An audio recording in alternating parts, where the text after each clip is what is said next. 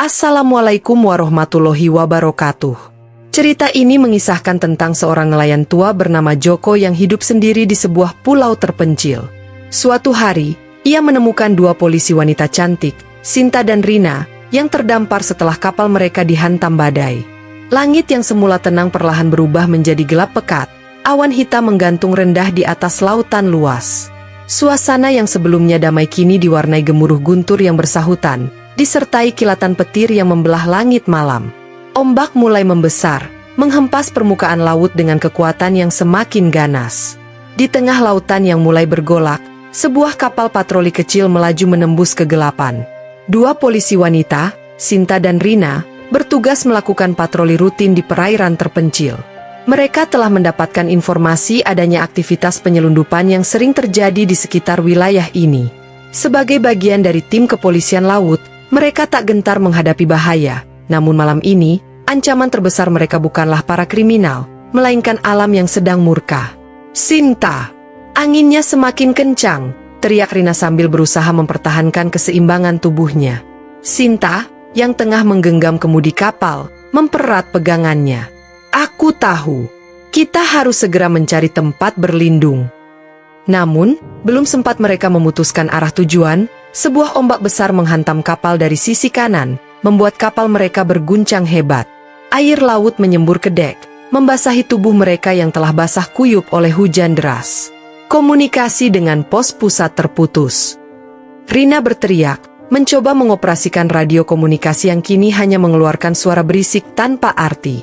Sinta menggigit bibirnya, matanya berusaha menembus kegelapan malam untuk mencari tanda-tanda daratan terdekat. Namun, yang terlihat hanyalah kegelapan yang pekat, seolah-olah lautan telah berubah menjadi jurang tanpa dasar. Ombak datang lagi. Pegang sesuatu, teriak Sinta. Sebuah gelombang raksasa kembali menerjang kapal dengan dahsyat, membuat kapal miring hampir 45 derajat. Pegangan tangan Rina terpeleset, tubuhnya terhempas ke sisi kapal. Sinta! Teriaknya panik. Sinta mencoba meraih tangan Rina, namun kapal kembali bergetar hebat.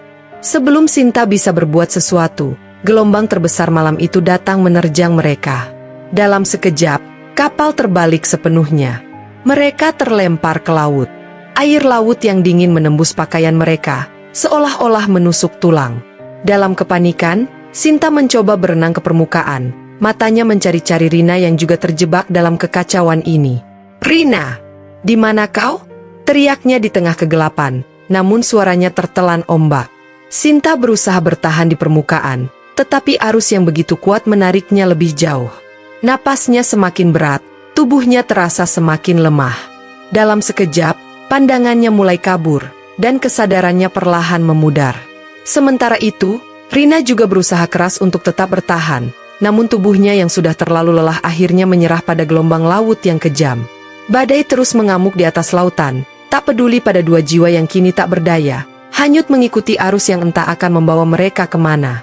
Mentari pagi perlahan muncul dari balik cakrawala, menyinari lautan luas yang kini tampak lebih tenang setelah semalaman diterjang badai. Ombak masih bergulung di kejauhan, namun pantai berpasir putih di pulau terpencil itu tampak damai, seolah tak terjadi apa-apa semalam. Di tepi pantai yang sepi, seorang pria tua berjalan perlahan dengan sebuah tombak kayu di tangannya. Usianya sudah 60 tahun, namun tubuhnya masih kokoh dan kuat. Rambutnya yang sudah memutih tersapu angin laut, dan wajahnya penuh dengan goresan pengalaman hidup. Dialah Joko, satu-satunya penghuni pulau ini. Sudah lebih dari 2 dekade ia hidup sendiri di pulau ini, mengandalkan hasil laut dan tanaman hutan untuk bertahan hidup. Ia telah terbiasa dengan kesunyian, dengan suara ombak dan angin sebagai teman setianya. Namun, pagi ini, ada sesuatu yang berbeda. Saat berjalan menyusuri pantai untuk mencari kayu bakar, pandangannya tertumbuk pada sesuatu di tepi air. Sebuah tubuh. Joko mempercepat langkahnya, rasa penasaran dan cemas bercampur dalam pikirannya. Begitu ia mendekat, ia melihat seorang wanita muda terbaring di pasir. Wajahnya pucat, seragam polisinya basah dan penuh pasir. Rambut panjangnya terurai tak beraturan, dan napasnya tersengal-sengal. Tanpa ragu, Joko berlutut dan menyentuh pergelangan tangan wanita itu, mencari denyut nadinya. Masih ada. Ia masih hidup. Enduk, bangunlah, gumam Joko lirih, mencoba membangunkannya. Namun, wanita itu hanya mengerang pelan, matanya tetap tertutup.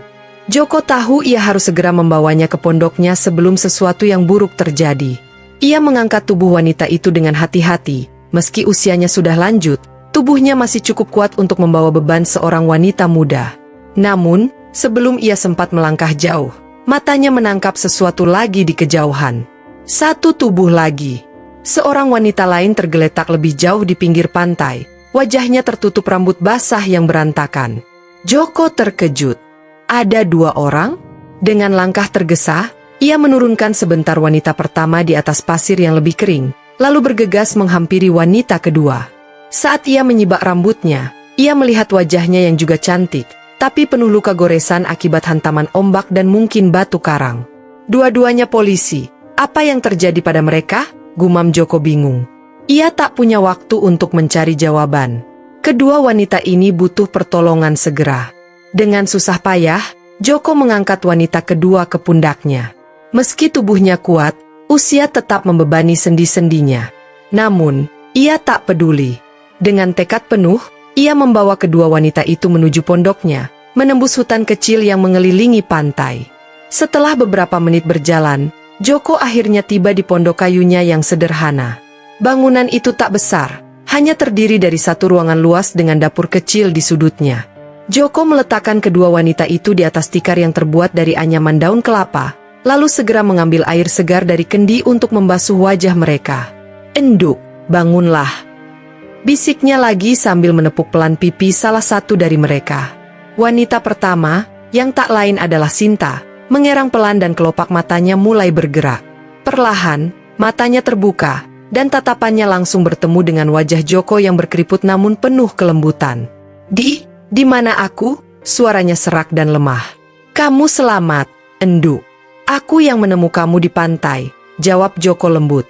Sinta mencoba menggerakkan tubuhnya, tapi rasa sakit segera menyerangnya. Tangannya penuh goresan, kakinya terasa nyeri, dan kepalanya berdenyut hebat.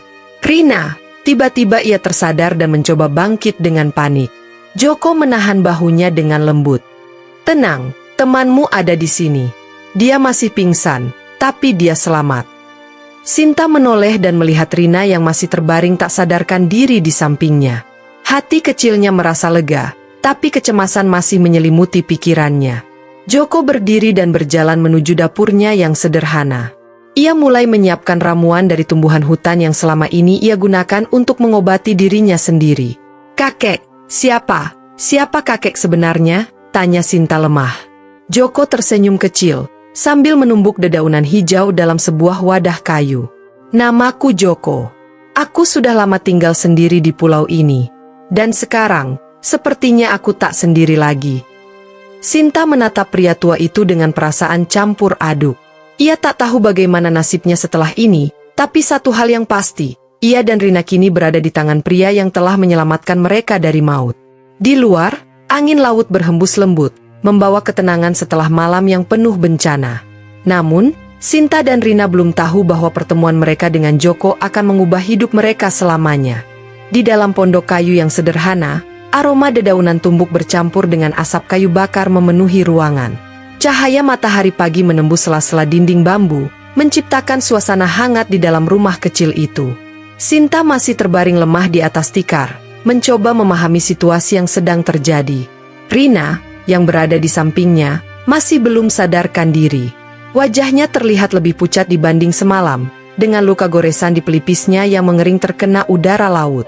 Di sudut ruangan, Joko tengah sibuk meracik obat tradisional dari tumbuhan yang ia ambil dari hutan. Dengan telaten, ia mencampurkan daun-daunan yang telah ditumbuk ke dalam mangkuk kayu, lalu menuangkan air hangat ke dalamnya. Matanya yang sudah keriput tetap tajam saat mengamati hasil racikannya. Sinta mencoba bangkit, tetapi tubuhnya masih terasa lemah. Ia mengerang pelan, menarik perhatian Joko. "Jangan memaksakan diri, Enduk. Kamu masih lemah," kata Joko sambil berjalan mendekat, membawa ramuan yang telah selesai dibuatnya. "Aku? Di mana?" tanya Sinta dengan suara pelan. "Kamu di pondokku. Aku menemu kamu dan temanmu di pantai pagi tadi. Sekarang kalian aman," jawab Joko, meletakkan mangkuk kayu itu di sampingnya. Sinta menatap pria tua itu dengan rasa